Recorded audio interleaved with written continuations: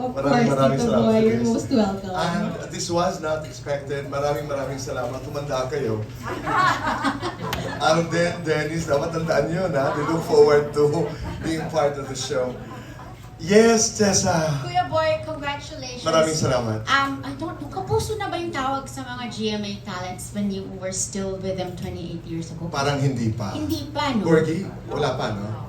Wala pa yata ba? Hindi pa. But all the same, how does it feel, Kuya Boy, na ikaw ay isang Kapuso na ngayon? Paano ba sasagutin yan? Masaya. I'm in a happy place dahil I'm working with, una overwhelmed ako sa lahat ng nangyayari ngayong araw sa pag-welcome sa akin. Buong puso ng pamunuan ng GMA7. Galing kami sa stasyon, mula kay Atty. Gozon, kay Jimmy Duavit na isang kaibigan ko, si Mr. Yalong, at lahat ng napakaraming mga officers ang naroon. Ako'y nagpapasalamat. So, I'm grateful if you're asking me how I feel.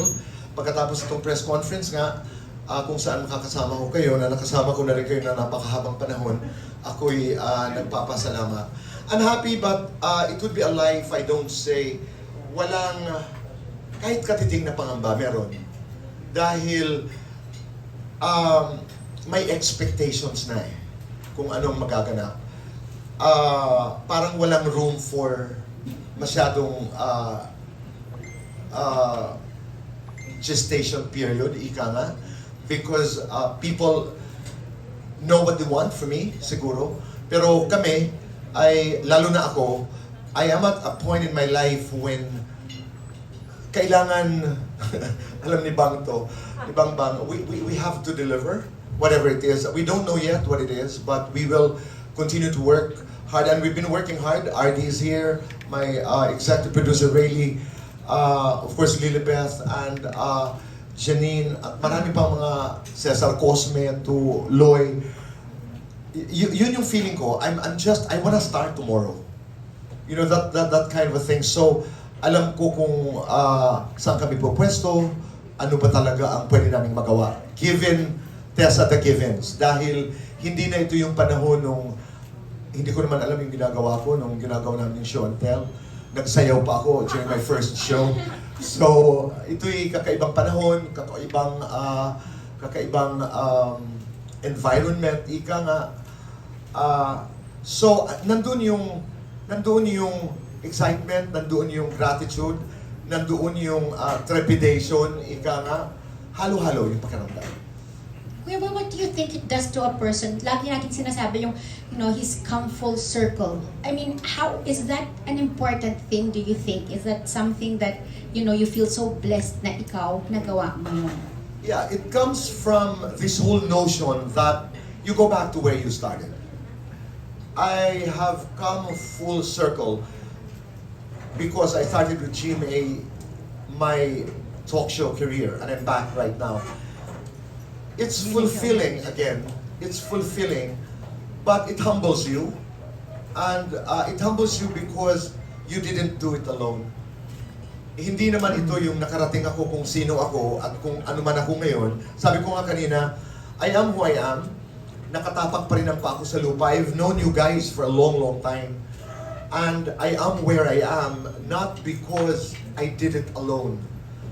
Narating ko ito because I am a beneficiary of the kindness, of the mentoring, of the love, of the patience of so many people. So, at alam nila yun. Alam nila, ang dami kong pinagdaanan at including the experiences, the good and the bad ones. Lahat yan nagiging kasama doon sa kung sino ka man ngayon. And I am no exception. Thank you, Kuya Boy. Love the hair kanina, but you're more guapo today. Thank you, Tessa. I really needed that. Alam niyo, nakakatawa kasi si Atty. Gozon, that was my first formal meeting with Atty. Gozon. Just before we started the contract signing, sabi niya, what was the question? Nagkabuhok ka ba, boy? May buhok ka ba noon? Sabi ko, Atty., meron po. So nakita yun. Hi, Jerry. Kumusta ka? Alright, thank you so much, Miss Tessa. Manila Times. And let's get to the next question. This is coming from Sir Alan Policarpio of Philippine Daily. Hi, Alan. Nice, Tito Boy. Where are we at now in terms of yung mga shows na gagawin natin? Napag-brainstorm na ba yun? Or we're just getting started? We started to brainstorm. We started to talk about content, pero wala pa kaming nararating. Dahil ang problema namin, Alan, ay sabi ko nga iba na yung landscape. Ang artista ngayon, pag may gustong ibalita, nagpo-post na. Some start with a cryptic post until it becomes a story. Others would directly post, buntis ako, galit ako. As opposed to what we were, karamihan, kasi karamihan kaibigan ko kayo, as opposed to our time na we would wait for your newspapers and tabloids and television shows, antayin natin sa Star Talk, antayin natin sa Buzz. It has changed. Everybody has become an active participant in the business of news, lalo na in the celebrity business. So doon kami nahihirapan because the challenge is, what do we do? Ano bang equity natin? Ano bang mai-offer natin para tayo'y panoorin? So nandun kami sa questioning stage because this has to be done well and this has to be done deliberately. Pero meron ding hati na eksperimento kasi you wouldn't know what works until you're there. Bukas lang kami na ito yung balak, dito tayo mag-umpisa, pero pakikinggan natin kung ano ang tanggap, kung ano ang response halimbawa ng audiences, and then alam natin kung aatras tayo, liliko, o abante. You know, it's that kind of a game. Oo, kasi these days sila na rin ng mga artista na nag-i-interviewan. Correct. But we have to find out kung anong kulang.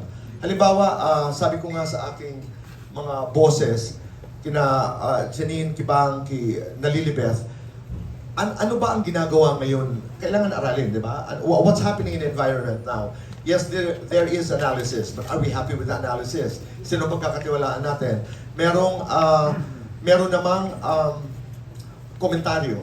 Halimbawa, but who are the commentarists that we listen to? So, aaralin natin at ano ang pinapanood. Gigit na ba tayo? Uuna ba tayo? O makikiramdam tayo? So, the dynamics in terms of reporting, in terms of, halimbawa, let's focus on the entertainment reportage, na bago na rin eh. So, yun ang aaralin namin, Alan. Yun ang aaralin namin quick. Kailangan mabilis. But as an interviewer now in GMA, is there any particular celebrity or personality na high on your list? Yung whose story intrigues you? I have someone very, very high, actually. This is a confession. I haven't spoken to my bosses and to the people I'm going to work with. Nakakatuwa lang, Gorgie. Bago ko sagutin yan, nakakatuwa lang, Gorgie, kasi director ko si Romel Gacho, who was my executive producer I was doing Star Talk. My executive producer was my segment producer on Star Talk, si Rayleigh. You know, our consultant for the, what's the title ba? Talk division ba tayo? Comedy? Your division?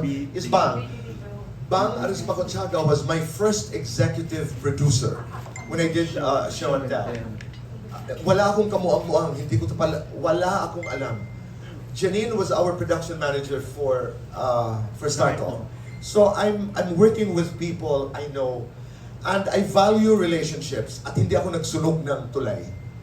Kahit sabihin pa natin sa ABS-CBN, kinausap ko ba that's going ahead of the story. But going back to who is high on my list, just before we started this press conference, hindi ko talaga matiis. I had to call Mike Enriquez. He took my call. I will not, you know, it was a very private conversation, but I'm really hoping, he's a very dear friend of mine.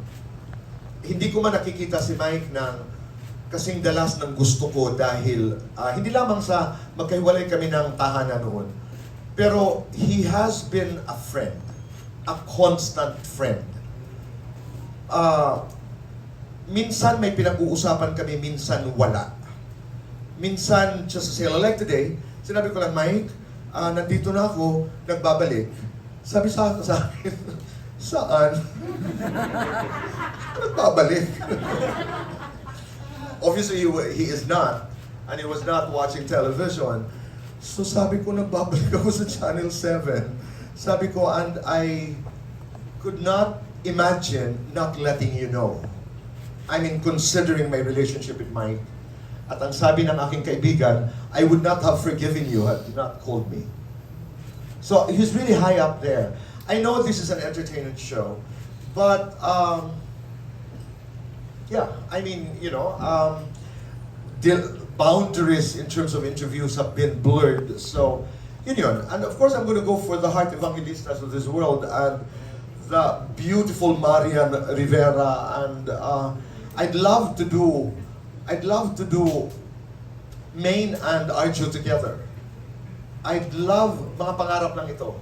I'd love to be able to do the younger artists na hindi ko pa masyadong kilala, the Julie San Jose's, the Barbie Fortezas. They were in my class because when I was with ABS-CBN, I would give hosting classes for GMA artists. So I knew them from that encounter, from that engagement. Sino pa? I'd like, marami akong high on my list, mga highs on my list. I'd love to be able to do Carla Abellana. Popoy, if you're watching, let's talk. Maninikluhod ako. I'd love to be able to do an interview with Alden. Alden is an old friend of mine. I've known him even before he got into the business. Tom Rodriguez. The sexy Dennis Chilio. Para sa akin yun ang gwapo. And Jen, ito'y walang mali siya. Of course, I'd love to do an interview with Jen. I'd love to do an interview with Paulo Contes. And many others. Sino pa bang mga top of mind? Wow. Yun more or less, ang dami na we can start there. Pero kung nanonood ka hard, Marian, you know, they know I'd love to start with them. Kailangan ko ng tulong nila, tatanggapin ko yun. But I'd like to be able to do meaningful and fun conversations with them.